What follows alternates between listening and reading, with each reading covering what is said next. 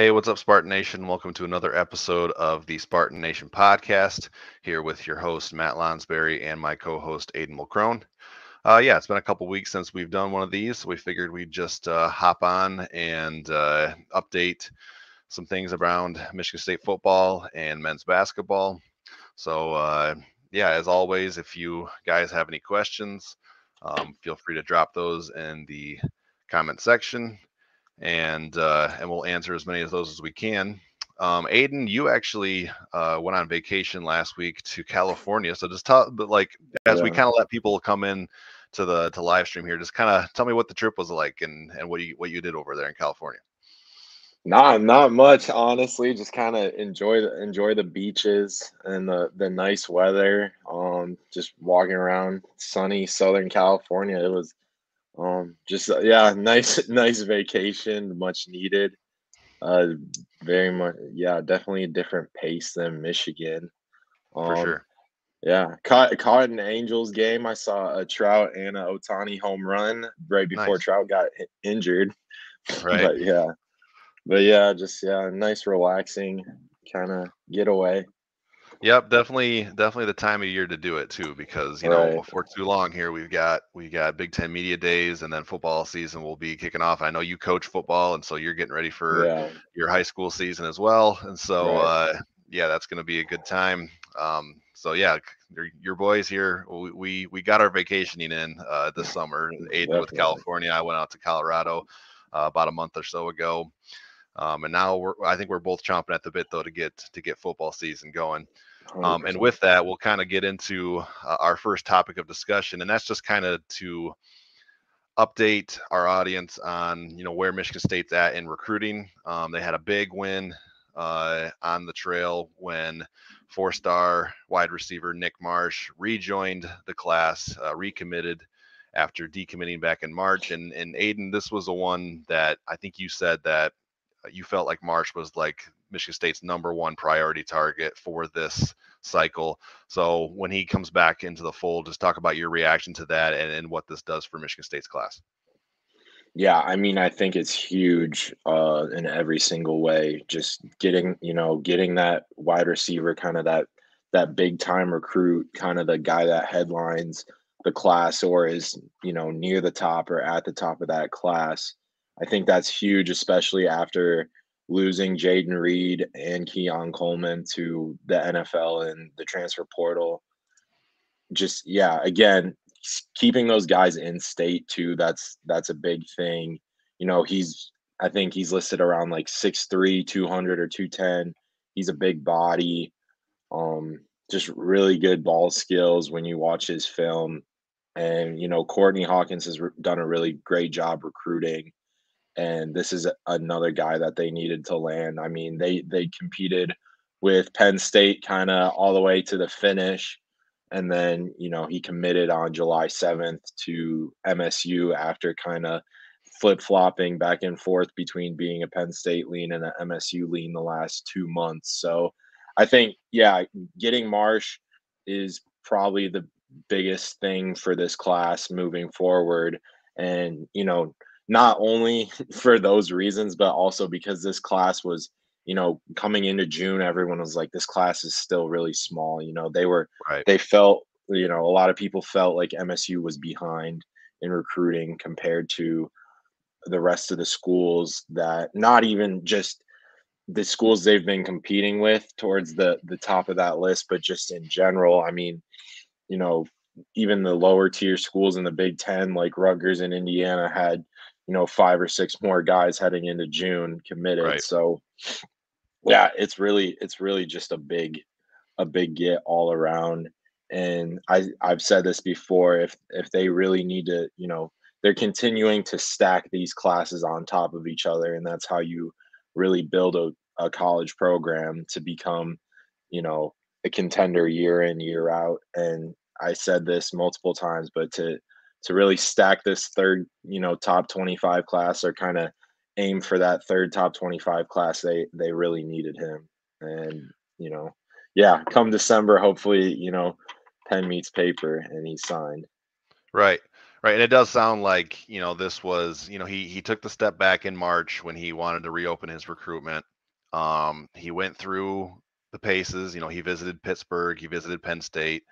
Kansas was kind of a surprise addition to his like top five, but he goes through the process, and ultimately, his family comes with him to Michigan State on that official visit, and that seemed to be a key factor in his decision to recommit to Michigan State, was the fact that it's right down the road from River Road, his high school, and that his grandma and his family can come see him play on Saturdays in the fall, and that seemed to be a big um, just a massive part of his decision to recommit. And to your point, Marsh doesn't help this year, which Michigan State could use. I like the guys they got at the wide receiver position, but like you talk about a product or a prospect who's a top 100 kid nationally. Yeah, Michigan State could use that this year with the loss of Coleman, but it does kind of, to your point, helps on the way.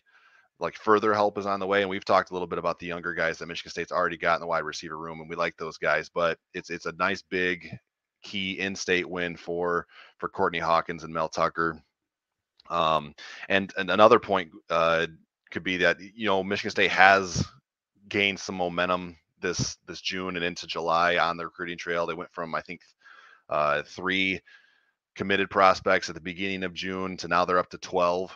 But if you don't land Marsh, not to take anything away from those other kids, but like a lot of those kids were like high level to mid level 3-star guys, and so you needed like that splash for the class, and that's definitely what Marsh provides.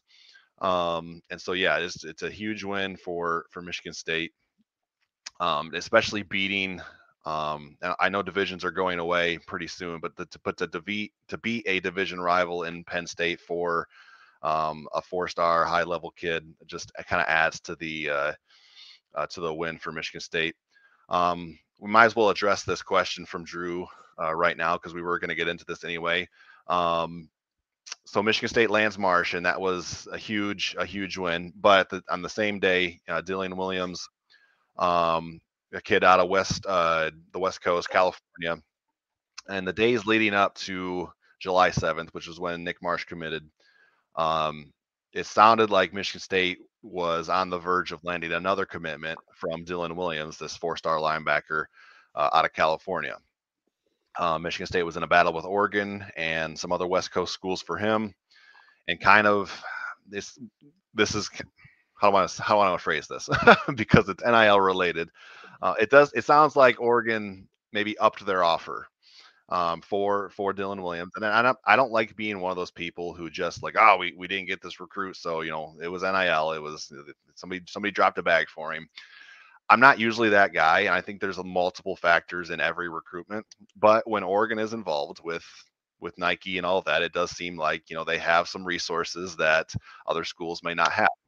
And as quickly as this changed in the hours leading up to Dylan Williams' commitment, it does sound like Oregon, I would just say that they increased their push for him, and he ends up at Oregon.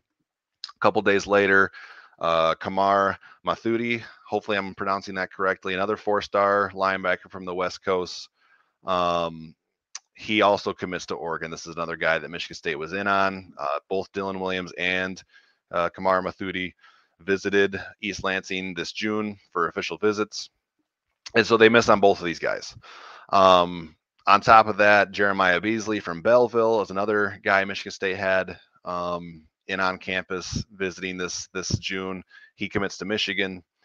Christopher Jones is another kid who hasn't committed yet, but he seems to be leaning towards Georgia, so that's going to be a tough pull for Michigan State. So I guess, Aiden, shifting gears from Marsh to maybe a more negative side of things, like what's your level of concern with the linebacker recruiting for 2024, and maybe how that will impact the team going forward? Because the last couple of classes, they landed Jordan Hall last year, which was a huge win.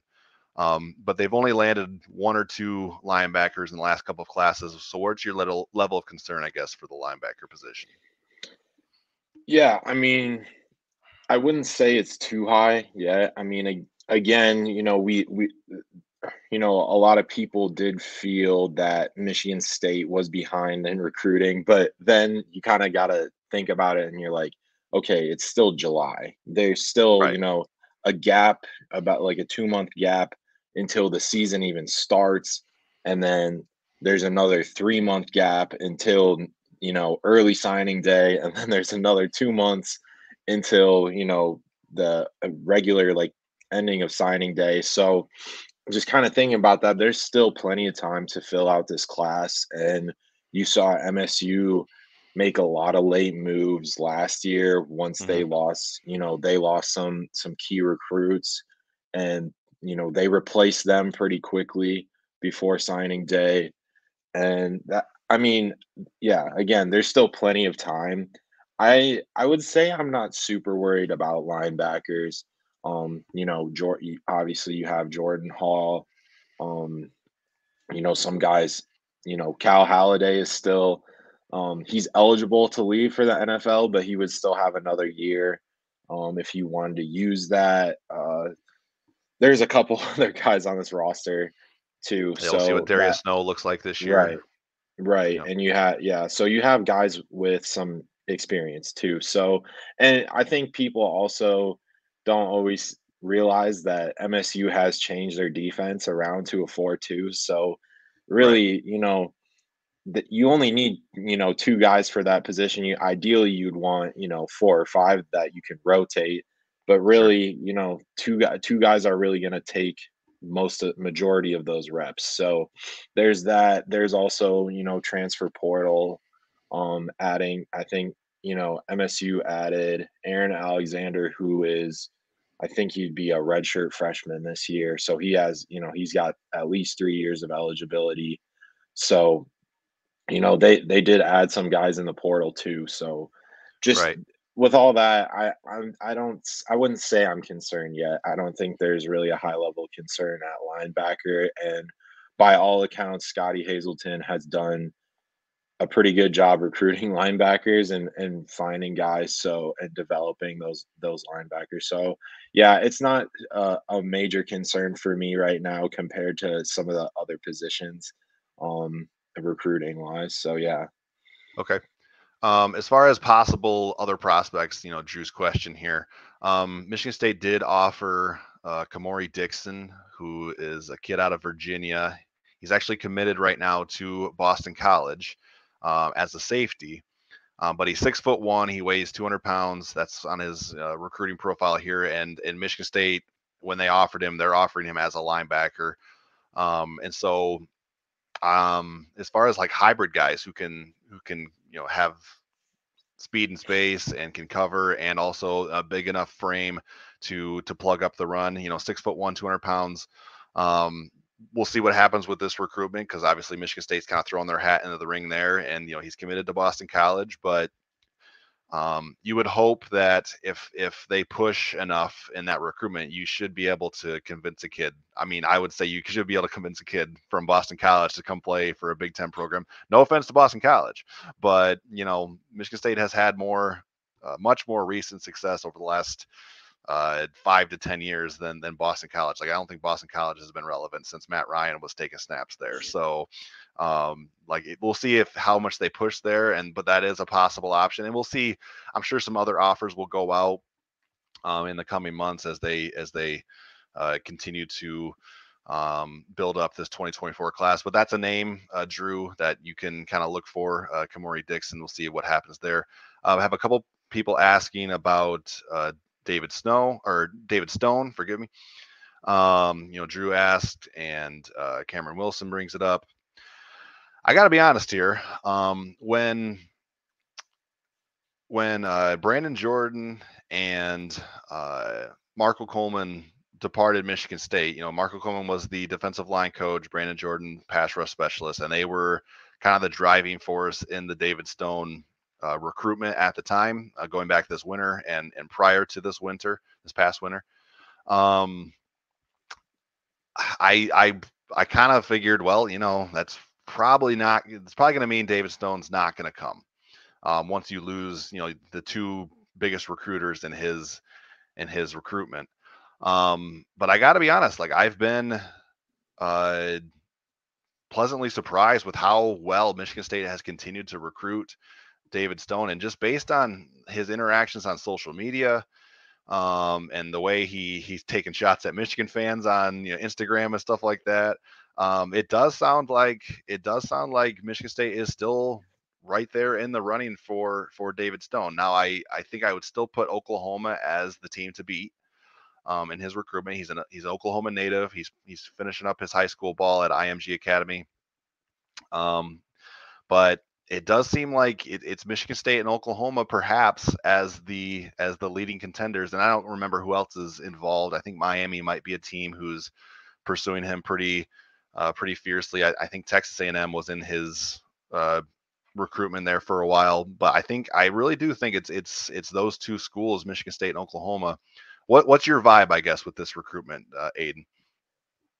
Yeah, I mean, I don't think anyone really knows where he's going right now. There have been, yeah, there are little hints that he could potentially be committing soon. So yeah, I mean, there is a chance, but I don't know how big or small of a chance there will be. Yeah, another team to add would be Oregon into that. I know Right. he's friends with Sims, who MSU recruited and committed to Oregon. And yeah, and MSU was kind of in the thick of it with him too. So we'll see. Obviously, the Tucker era, there have been, MSU has kind of gone to the finish line recruiting a couple five-star recruits in the past two classes Hmm. and have come up empty-handed in both years. So we'll see where this year goes. Maybe there's a chance that Stone does commit this year. So yeah, again, it's gonna be a long recruiting cycle. Yeah, we're still in July, so we'll see. I'm sure he's gonna take at least one, maybe potentially more than one visit to every school that he's considering before he commits, including MSU and Oklahoma. Right. So I guess to kind of put a cap on it, I fans shouldn't get their hopes up. Like, and as Hmm. far as like anything with recruiting nowadays, with this the modern era of it, like Right. like tempered optimism is always the best route. But I will just say that I think Michigan State's done a really good job in his recruitment and has put their best foot forward, even with again Coleman and Jordan out the door. To even still be in contention at this point is impressive.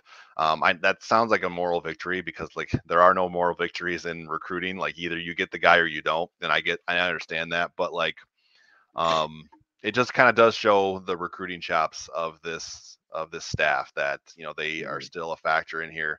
Um, so we'll see what happens. Again, probably not the best idea to get your hopes up, but keep an eye on it as it continues to develop over the next couple of months. Um, I guess to kind of put the cap on the recruiting discussion here, unless there are more questions that come up, as far as what's next for the 2024 class, Michigan State, I think, has crystal balls for Jason Brown, wide running back out of Seattle, Washington.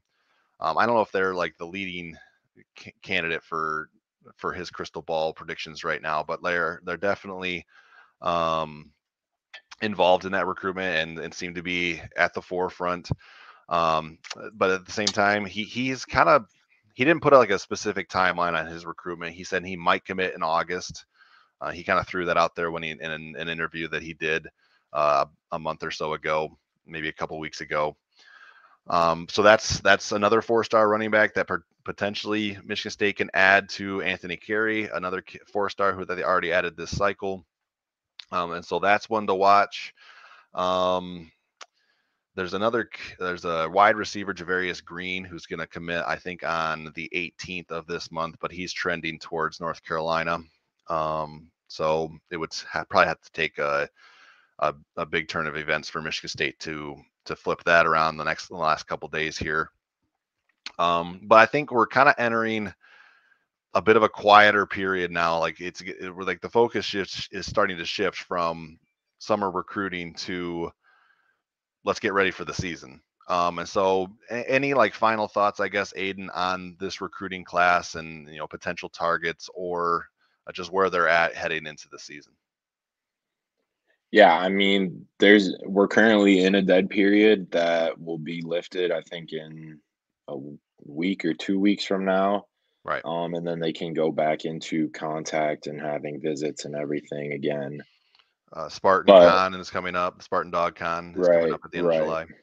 Yeah, so there's kind of looking into the future right now. It's definitely quiet on pretty much all ends just because, you know, players will commit early in July, but that's because it's recent, like after they've taken all their official Right. visits, and we're kind of in a period now where it's like there's no contact or anything. So players aren't really committing. There's not really, any schools trending one way or the other for a player. So yeah, just there'll be a lot more information end of July, start of August. Right.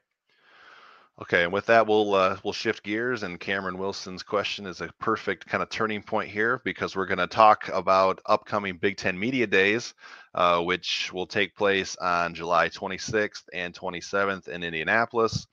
As of now, Aiden and I are both planning on being there Wednesday when Michigan State is doing their thing. Mel Tucker will speak at the podium, and then we'll have some interview time with Tucker and the three representatives for Michigan State, which are J.D. Duplain, offensive lineman, linebacker Cal Halliday, and wide receiver Trey Mosley are the three players who will represent Michigan State at Big Ten Media Days. Aiden, you have been working on a story about different questions that Mel Tucker will be asked at Big Ten Media Days. And so let's get into that a little bit. And the first one was about the quarterback battle. So can you kind of briefly recap, I guess, what you presented in that story that you've been working on as far as like where things are at with the quarterback battle?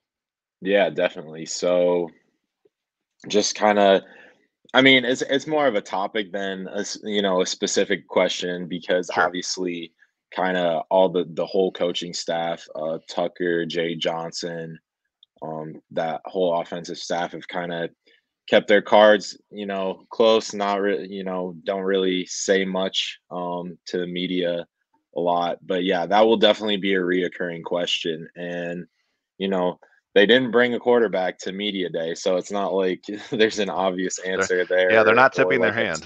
yeah, there's not really a tell, if you will. So I think, yeah, again, it's kind of in limbo or like kind of quiet right now just because it's July. I know MSU posted a video for something, they've been promoting a July 28th kind of hinting Reveal. at something. Yeah, there's going to be a big reveal, and one of the promotions had Noah Kim in it, so maybe people can take that for you know take that and run with it. But yeah, so far nothing. But I do think there will be a lot of questions in terms of development. I think Trey Mosley will get that question asked to Yeah. him too, because he did go out to Virginia and work with Noah Kim in the off season, kind of where Noah lives. So there's plenty of questions to ask both Tucker and Trey Mosley and Duplain for that matter. So yeah, that's kind of that. I mean, that's all the information I have. But in terms of questions, there will definitely be a lot of questions as there were in the spring and even in January and February. There were still a lot of questions. Right. And so the thing I've been working on over the last couple of days is just taking a look at each Michigan State position group and pointing out one thing that I like and one thing that concerns me or that I don't like. And so today I just published before we went live the wide receivers position group. And I had something occur to me as I was writing this story that I kind of wanted to bounce off of you. So in the format of the article, and you can find our articles on our Facebook page, Spartan Nation, or if you Google, Spartan Nation SI, our website will come up, and you can find those there. But the thing that occurred to me was I wonder if whoever wins the starting quarterback position, how that will impact um, the depth chart at wide receiver. So, for instance, if Caden Hauser wins the job, does that mean there's a higher likely chance of Tyrell Henry, Jaron Glover, Antonio Gates, those younger guys like getting promoted into the starting lineup and getting more reps than maybe veteran guys like Christian Fitzpatrick or Montori Foster who have been around a little bit longer? Maybe they've worked more with Noah Kim just because they've been around together longer, whereas Hauser and Glover and Gates and Henry, they were all part of that same class. So what do you think of that dynamic, Aiden? Do you think that's going to have any impact as far as like this player X wins the starting quarterback job, and so therefore he's got more reps, maybe better chemistry with this group of wide receivers? How do you think that's going to all play out? Definitely. No, I totally agree. I do think that will make a difference. I know kind of in the not confirmed, but kind of in the rumors of, Keon Coleman transferring, it was kind of part of it. People were saying, oh, he was going to transfer if Thorne was the starter and he was going to stay if it was Hauser, which it ended up being BS anyways because he Because left they no both matter left. what. So Yeah. yeah, they ended up both leaving. So I think it definitely will play into kind of that competition. And I think it could also play into the wide receivers competition impacting, who the quarterback may be. If, Henry is, breaking out and is playing better than Montori Foster or, Right. somebody else, or Jerron Glover is playing better than Christian Fitzpatrick, that, yeah. So it can go both ways, but I really think it will just come down to the quarterbacks in general. I think it does come down to I think it comes down to Caden Hauser, honestly. I think it's it's it feels like it's his job to lose,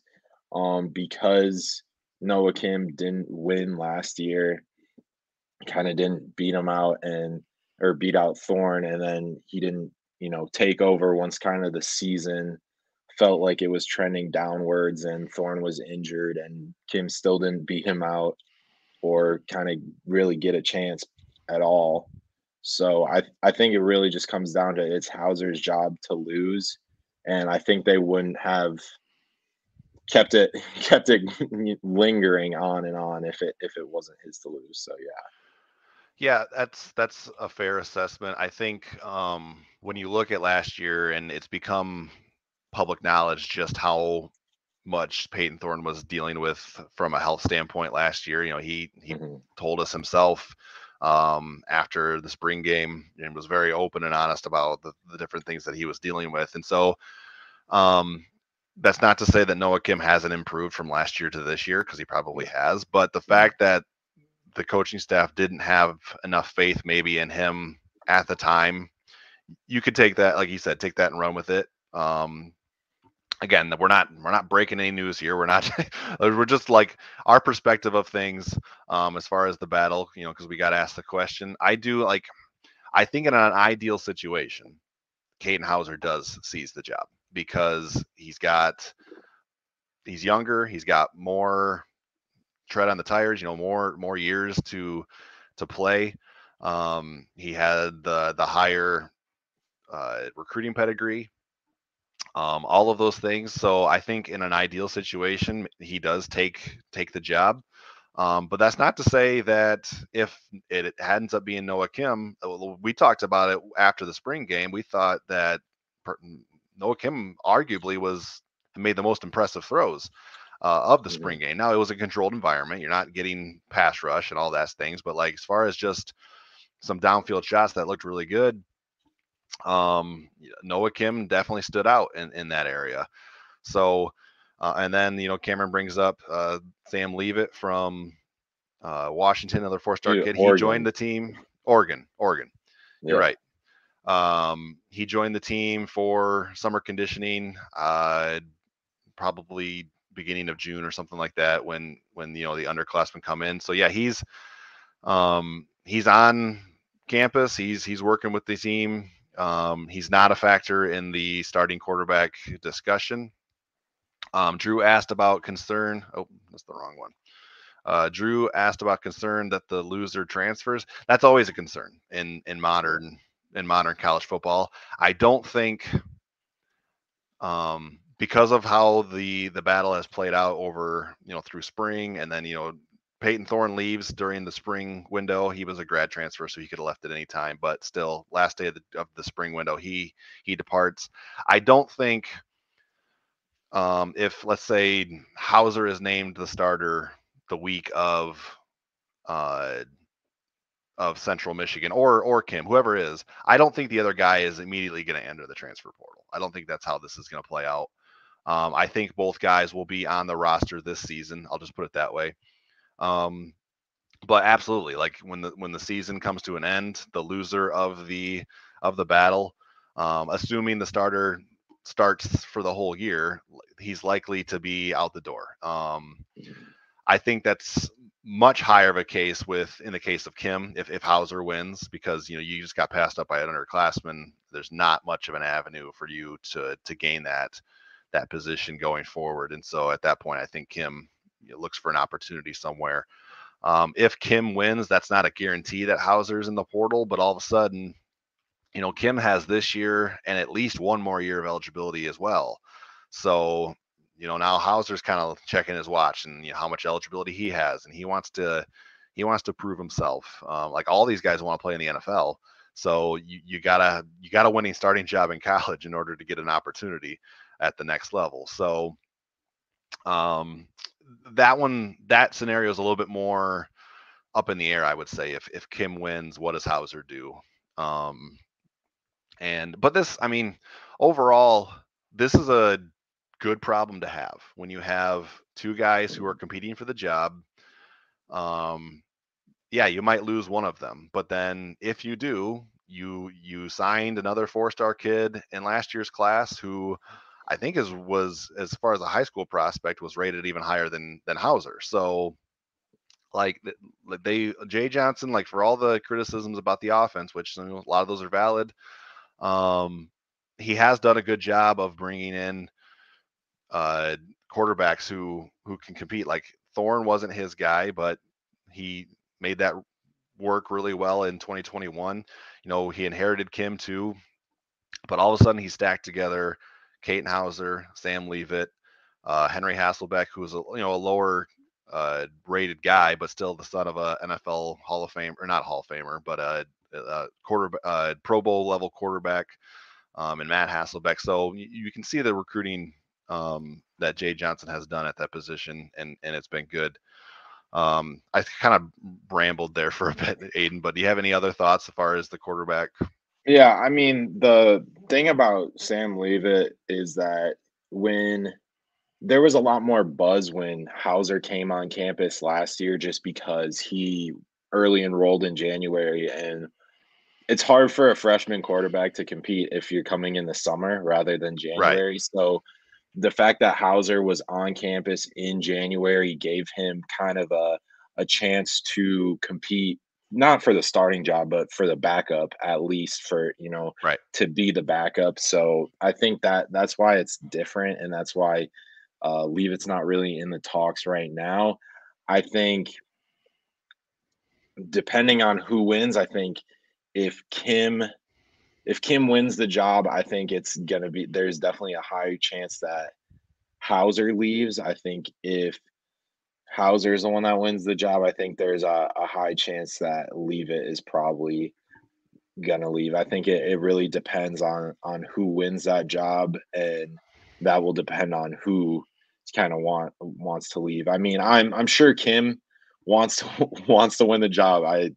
I'm not doubting that whatsoever, but I I don't know if he would transfer for one more year if Hauser won the job, because he's been here long enough, and maybe I mean, he just likes being here. Like there's nothing wrong with liking the school you go to. It's not all Sure. competition. So yeah, there's that. But that's really all I have to say, and only time will tell who wins the job. And that's going to be something that everyone will talk about for the next 2 months leading up to September 1st. Right. Um, I guess to kind of put a cap on it, uh, we're not going to get any answers, definitive answers at Big Ten Media Day about the quarterback. I Mm, would be stunned if we did. Like if Mel Tucker comes out and names the starting quarterback in Big Ten Media Days, I doubt it. But I guess I'll present this to you, Aiden. Like once we get into fall camp and we're a week to 2 weeks away from Central Michigan, do you think Michigan State names the starter, or is it going to be kind of held to a mystery up until the first team offense takes the field against Central? yeah, I mean, I think we did see that a couple years ago. If I remember correctly, I don't know if it was the quarterback position specifically, but we did see some kind of position battles that no one knew who the starter was going to be until they took that first drive week one. So I wouldn't be surprised by that, but I think, you know, maybe they won't say it definitively, but I think everyone will have an idea of who will be kind of the guy within that, leading up to that week before playing Central. I think we'll see that through whatever, whether it's scrimmage film or someone hints at it, and we'll get a better idea of who it may be.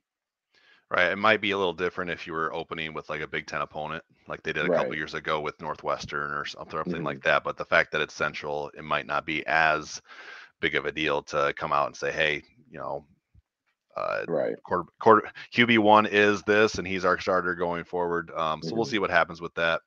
I will say, just because Kyle brought it up a little bit in the comments, you have to go with the guy who gives you the best chance of winning this season, and Yeah. whatever plays out after that, as far as transferring and how that'll shake up the quarterback room, you really can't worry about that at this time. You got to give Right. the guy, you got to throw out the guy there who gives you the best chance of winning. So um, we were asked about the running back room, so we can touch on that briefly here.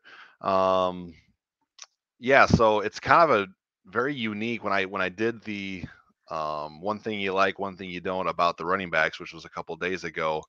Um, you realize that the three guys who we expect to be the top options at running backs are all transfers. Jalen Berger from transferred from Wisconsin. He played with Michigan State last year, but again, he was a transfer. And then you've got Jaron Mangum, who transfers in from South Florida, who had also previously played at Colorado.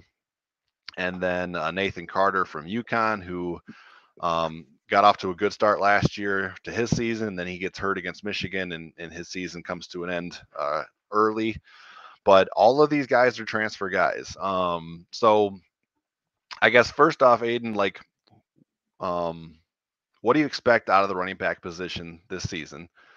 And then maybe we'll just touch on a little bit the transition that Michigan State needs to have. I think it's fair to say that at some point you got to go from relying on these transfers to your homegrown talent, and what that transition can be like.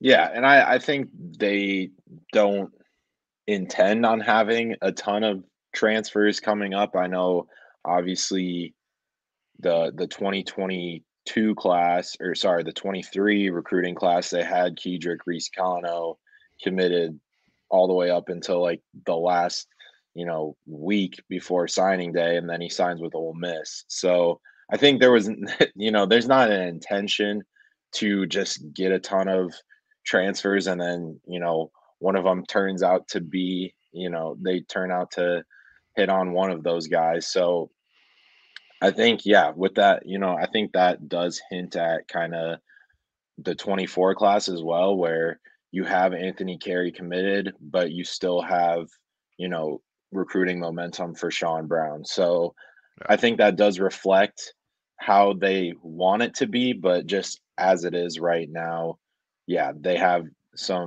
three transfers that are kind of leading the way. I think what I want to see from them this season is how can they mix it up? Because you have three different guys with three different skill sets. You have Yeah. Nathan Carter, who's kind of he can really make some cuts and make you miss, and a lot of speed and space.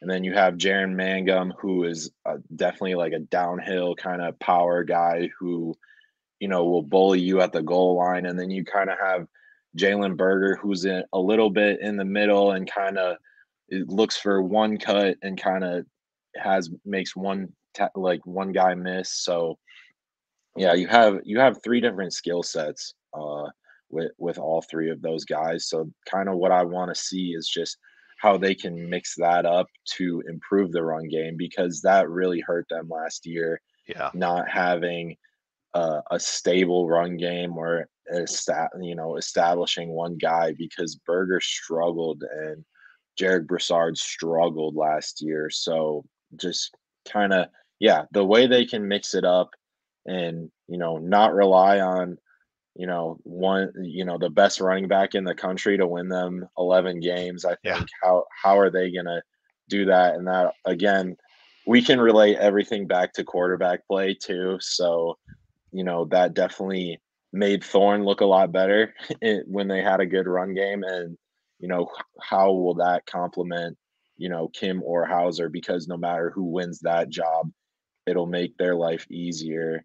And then, yeah, again, like, do playing that offensive line kind of that'll be a question for him at media day, is how well that offensive line has improved and keeping them healthy as well, and just finding a group, because they rotated a lot of players as well Right. last season. So having an established five guys or six guys, they can keep at the same position. They don't have to move them to different positions either. Having that five or six guys in that group is going to be really key too. Right. And I think a factor that has kind of gone overlooked, and I'm guilty of this too, because I didn't think about it as much last year as I probably should have. But just is the tight ends role in the running game as well. If you think back to last year, Tyler Hunt was probably Michigan State's best blocking tight end, and he is a former walk-on punter. And I know Tyler personally. Personally, he went to the same high school that I went to, and so I interviewed him last summer. Getting ready for the season. I like Tyler a lot, and I think he was the best. And that's not. I'm not. That's not. I don't mean that it's a backhanded compliment to Tyler. I think he was the best run blocker. But like you had Malik Carr, who was more of a receiving tight end. You had Daniel Barker, who was more of a receiving tight end, and so I think that is just a factor that went overlooked as far as some of the struggles in the run game, is just that not having enough consistency at tight end as far as run blocking. And when Tyler Hunt's in the game, that's almost a cue to the defense that okay, we're it's a run cue almost, or as opposed to like you in a perfect scenario, you have tight ends who are good at both things, and so it's not a tell to the defense one way or another like what the coming play is going to be. Whereas I feel like with Daniel Barker or Malik Carr last year, it was more like okay, they're on the field, this is more likely a passing situation. Um, Maybe I'm reading too much into that, but I do think that's part of it. And the tight end room looks a lot different than it has. They brought in. It seems like they brought in like 5 transfer tight ends. Yeah. We talked about that at some point too. Is like just the amount of or amount of tight ends they've got on the roster is kind of crazy. Mhm. But I think that's just because they cast a wide net and they're looking for as many options as they can to try to get that to find that those one or two guys who do have a good balance between receiving threat and a good run blocker. Um, some names are I'm kind of mixing names with schools they came Yeah, from. Tiny Go ahead. Hopper is kind of a player that is gaining a lot of buzz from everyone in terms of who's going to play at tight end. I know they brought in two tight ends from the in like incoming freshmen as well. So yeah, I think Hooper is, or I don't know if it's Hooper or Hop. I think it's Hooper. Um, will definitely play this year. I think, yeah, we'll see where they kind of put Malik Carr. Maybe, kind of the wide receiver group is a little bit of a question mark. So maybe you see him play out more and, kind of a two tight end kind of set, maybe, where Malik Carr is playing out wide. You could potentially see that this year.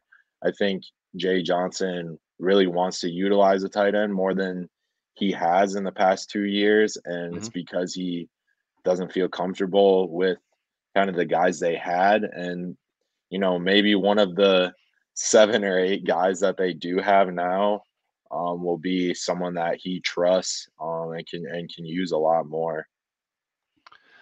Yeah, I just wanted to address this with from Drew. I like the idea of targeting Carr more in the passing game, but ultimately, what this is going to come down to is Carr's willingness and ability to be on the field on those running downs too. Mhm. Um, you know, I like Mel Tucker and the coaching staff have a lot of different phrases or cliches that they kind of they talk about. Well, one of them is no block, no rock. So like this is going to come down to I guess the point I'm trying to make is um I think this is more on Malik Carr than it is on Jay Johnson. Like if Malik Carr has put in the work this offseason to become a better blocker, he'll be on the field more and then he'll get more targets because he's on the field more and Michigan State becomes more uh, versatile in what they can do with him on the field because they can run or pass if he develops more as a blocker. So we'll see what happens with that. I know Malik has been not like super vocal on social media, but he's been one of the guys that through the offseason I've noticed who seems like he's developed more into a leader, perhaps. Like he's talked about just wanting to get back onto the field and wanting to prove people wrong, things like that. And so we'll see how that translates um, on the field this fall. Um, yeah, I think that's a pretty good, thorough. Uh, we started with the quarterback battle, and we went to a few different topics there. And so I guess just to put a cap, I guess, on your media day topics, going back to kind of the beginning there, you listed like there's a couple new coaches in the on the staff. I will address this from Cameron real quick. I haven't gotten any solid new info on Darius Snow. Pretty much since spring, just because there hasn't been a whole lot of uh, media availability since the end of spring football. Obviously, Snow did not participate in the spring game. I think he was limited in how much he participated in spring as he continues to recover. But I do believe there's optimism that he will be ready to go at the start of the football season. We'll have to wait and Yeah. see like what he looks like and where he's at compared to what we saw previously. And so I think all of us are rooting for Darius Snow. I think him going down in the season opener last year was one of those things that um, was just a bigger like a bigger factor than it kind of got overlooked because I think it happened so early.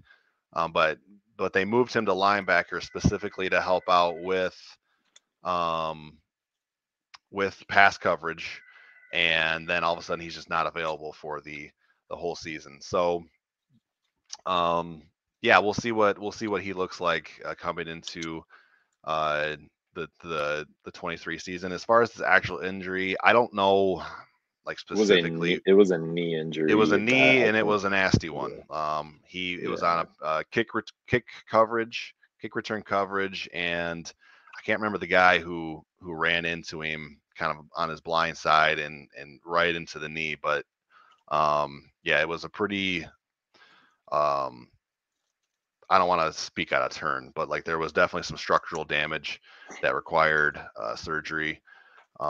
So it's a big thing to come back from, and I'm anxious to see him back on the field and kind of what he looks like. It was kept quiet because that's kind of Mel Tucker and the staff's policy when it comes to injury, and I don't really blame them for that because you don't want to give future opponents insight into injuries, like this, like as many competitive advantages you can have is a good thing. So just wanted to address that quickly. So yeah, I guess final thoughts, Aiden, on some other topics that Tucker might be asked at Big Ten Media Days. Yeah, so I'll just kind of run through it quickly. Sure. So yeah, so definitely gonna be a little, some topics will be about the coaching changes, obviously losing Brandon Jordan and Marco Coleman, like you said earlier, and kind of the replacements. You got cornerbacks coach Jim Salgado, who recently got, hit Sire Torrance, who is a MSU commit who committed, I think, a week or two ago. That was kind of who Salgado recruited first. He's one of the first pickups. I know they have Hmm. other corners committed in this class, but they were really recruited by kind of Tucker and other people on this staff. And then you also have Deron Reynolds, who is the D line coach now. And obviously, there are no D linemen committed, and still in competition for David Stone, but there's not really a lot of talk about any other kind of D linemen in this class, but still kind of looking for that. And just for him, it's just kind of a new coach, just establishing those relationships again, kind of with a new landscape. He came from Stanford, so kind of, yeah, coming to the Midwest, kind of establishing new relationships and kind of selling MSU. And he kind of got left a good situation though, because Coleman and Jordan did recruit really well for the Right. 2023 class, and none of those guys um, look like they're leaving immediately because of Reynolds. So they do have By Job, Jalen Thompson, Andrew DePape, and there's one more guy There was who were another all, one. yeah, I can't I don't remember remember though. who were all 4 stars that are coming in as freshmen. So he got left a pretty good young core, including, even including other guys like Alex Van Sumeren, who's going to be a sophomore, Hmm. Simeon Barrow, and yeah, so he can kind of play around with that. And there's no direct replacement for Brandon Jordan, but yeah, I think it was good to hire Salgado because they did need a cornerbacks coach, because Tucker was kind of doing that himself rather than overseeing the whole kind of defense and team altogether. And then the other thing was just kind of, I feel like a lot of questions will just be, what is it gonna take to bounce back this year? I think it's Right. gonna be, you know, there are some pieces there you can tell that they did win, some game. They beat Illinois, who was a top 25 team. Like a lot of things you read the off season preview, like the preview magazines and stuff, and reading those and kind of thoughts from other coaches on other teams was, what kind of MSU team are they going to get? Because a lot of coaches felt like this was a top 4 or top 5 team in the Big Ten when they decided they wanted to play, and when they didn't want to play, that when they didn't want to show out, they felt like they were, one of the 4 or 5 worst teams in the Big Ten. So Right. it's kind of gonna go back to, what is it gonna take to flip this team to, 7 wins instead of 5, and kind of, is it the culture? Is it the players that they have in place? Kind of, is it the coaching potentially? So kind of, there's not really a specific question for that, but it's just kind of a topic that will be reoccurring. And again, not only for Tucker, but kind of the 3 players, because, Trey Mosley, Cal Halliday, and Duplain were all brought in by D'Antonio. So they have It's seen interesting. kind of, yeah, it is. So yeah, there is that dynamic too. So it's kind of, maybe they'll be asked what have they seen differently, and what do they like about the culture, and how has that improved their game too. So Right. yeah, so those are kind of the three big topics on top of those two on top of the quarterback situation that will be asked.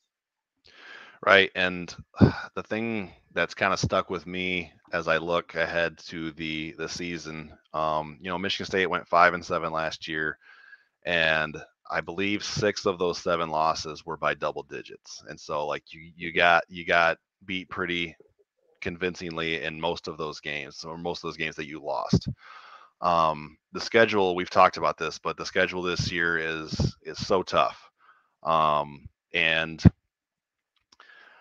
I guess what I would advise fans to look for, and this doesn't even, as a competitor, it doesn't, like, I'm already like gritting my teeth just trying to get the words out, because I grew up in a competitive family, and so I know what that's like.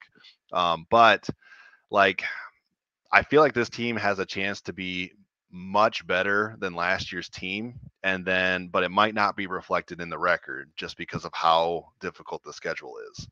Mhm. Um, and so like the kind of my baseline number right now, and I've kind of floated between anywhere from 5 to 7 wins, and usually like mostly between 6 to 7 regular season wins is kind of where I've set my own expectation.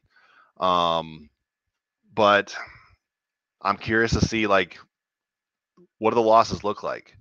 Like, you're going to Columbus. That's a really, really tough place to get a win, obviously, especially considering the style of play that Ohio State utilizes with, their passing game, and that, directly attacks I would say, the weakness of Michigan State's defense, which has been the secondary. But what does that look like if you lose that game? Last year against Michigan, the defense did a good job of bowing up in the red zone. They forced like 5 field goals, I believe, but the offense just wasn't able to generate anything all day. Like, what does that game look like? I'm not sitting here saying, yeah, you can write that in pen, they're going to lose to Michigan. I'm just saying, like, I don't think this team's going to go 12-0. And so when a loss happens, what does the loss look like? And again, as a competitor, that's not the way you approach anything. But I'm just Mhm. trying to have like a more nuanced look at how things might look this year. So, and obviously that's not a question you're going to ask Tucker at Big Ten. Hey, how do you want your losses to look like this year? Yeah. That's not a question you'd ask, but like, I'm just interested to see like what levels of improvement we see within the program, and that's what you really have to do this season against a tough schedule. Is getting back to bowl eligibility is a huge thing. I know bowl games have not been emphasized the way that they were previously, now that like the playoff has become a thing, but like that's still, it's important to earn those extra practices, to earn that 13th game, to show progress, to put to future recruits. Um, but it goes beyond just wins and losses too. Like, you can point to things like, we played this team tough, and we were just one or two plays away, and then you can sell that to a recruit. Hey, you could be the difference between those one or two plays for us, and you can have a role here. So, um, just I'm just interested to see how that kind of whole thing plays out. Um, with that, if unless you have another football topic, Aiden, We can move on. we can move on. we Yeah, can we're yeah we're we're pushing an hour here. I'm not going to spend a whole lot of time here, but I did want to do a little bit of an update on the Moneyball tournament that's been going on over at Holt High School in near Lansing.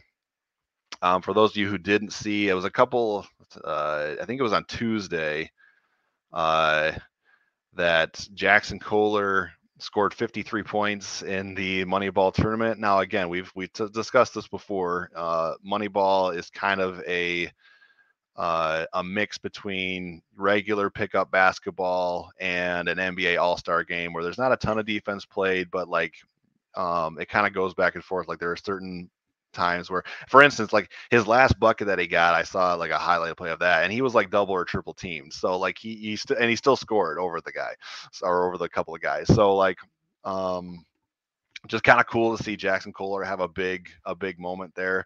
Cohen Carr has been wowing people with his athleticism, throughout the tournament, and just some of the insane aerial acrobatics that he showed off there. And so I'm just thinking ahead to not that I'm looking past football season because I can't wait, but man, the more I think about this upcoming basketball season for Michigan State, dude, like this is a bona fide national championship contender, Final Four contender. I guess so. As you've seen, um, just some of the reports about, Carson Cooper looks better. Jackson Kohler has slimmed down and looks like he's in much better shape than he was last year. Like, a couple of young guys in the post.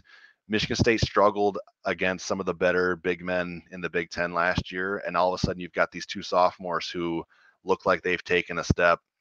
So I guess where's your level of confidence and excitement, I guess, for MSU basketball, given some of the updates that we've seen this offseason?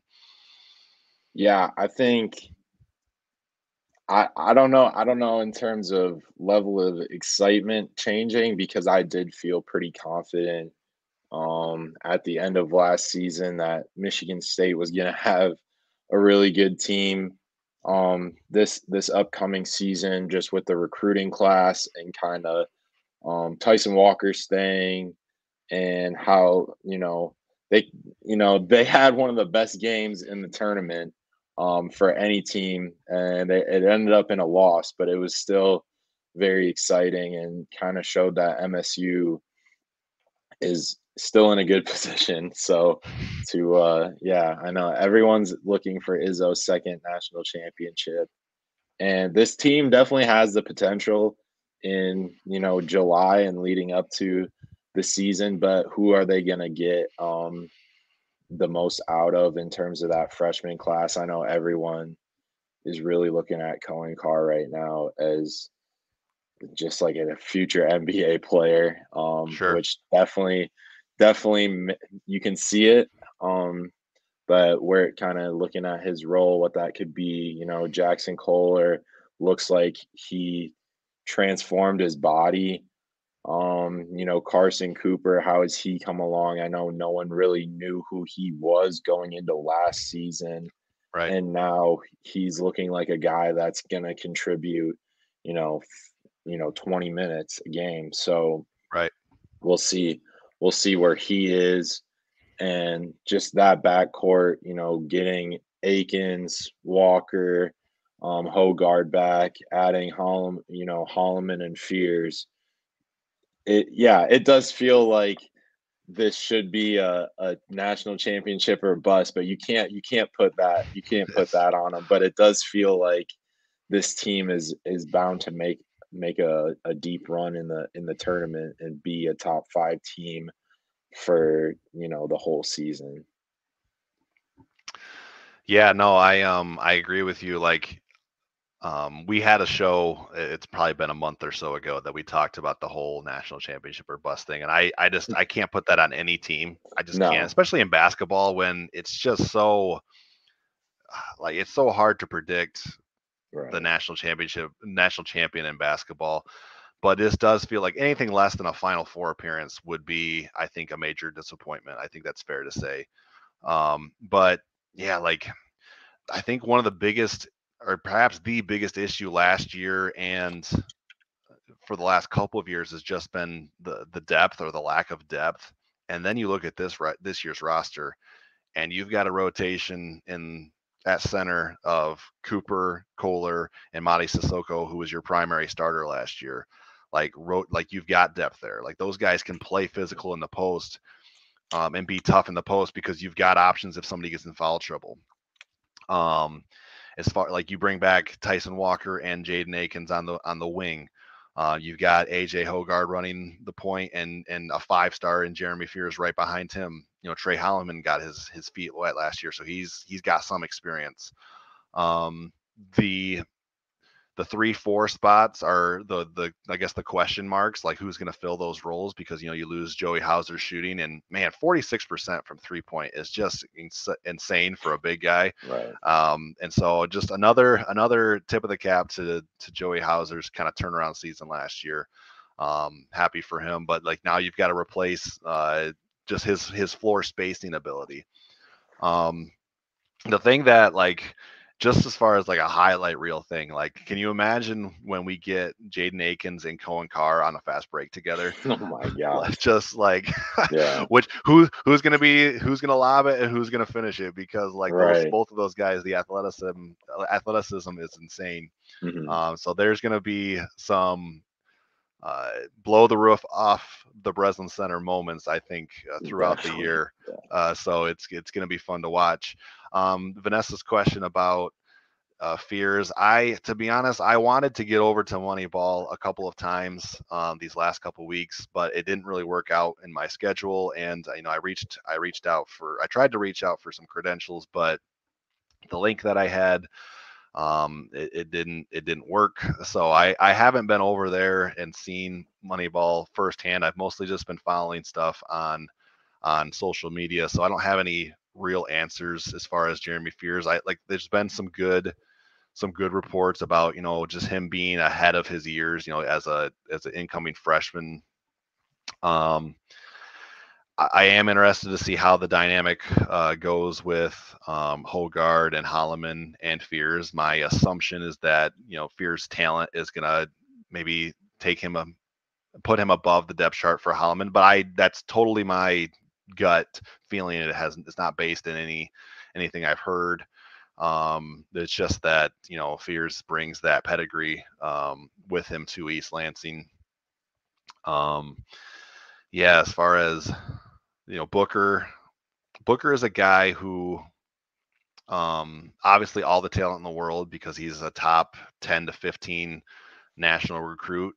It'll be interesting to see what he looks like in November once the season starts and he's had a couple of months in Michigan State's strength and conditioning program.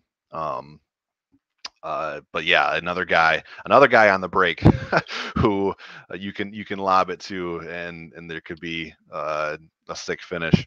Malik Hall, just how healthy is he going to be? Can he stay healthy? I think he brings more than just what he's going to bring to the floor. He brings that leadership. He and Walker, especially like in that role. So yeah, it's Drew called it a stacked team. It really is. It's a stacked team, and they've got as good of a shot as anybody to cut down the nets next April. So yeah, looking forward to it. But I'm looking forward to football season first. So Definitely. with that, I think we will call it a show. As always, really appreciate you guys tuning in. We had really good. I was a little bit concerned because we normally do an evening show at like 6 or 7 o'clock, but we decided, seeing that it was Friday, we would try to kind of knock it out earlier so we can get our weekend started a little earlier. But I appreciate the feedback that we got from you guys, all the questions, all the comments. We had a pretty good viewership throughout the show. As always, we are trying to build up that subscriber base on YouTube. So those of you who are watching, would love if you went over to our YouTube channel at Spartan Nation Podcast and just hit the subscribe button. It doesn't cost anything. It just boosts our numbers. And we're trying to get to a level where we can just you get to a certain level and we can start generating a little bit of revenue off our YouTube channel, and that just allows us to bring you guys even more content absolutely free of charge. Like if you go to our Facebook page, all of our stories are open to the public. There's no subscription. So yeah, really appreciate the comments, the questions, and we'll see you guys next time. Appreciate it.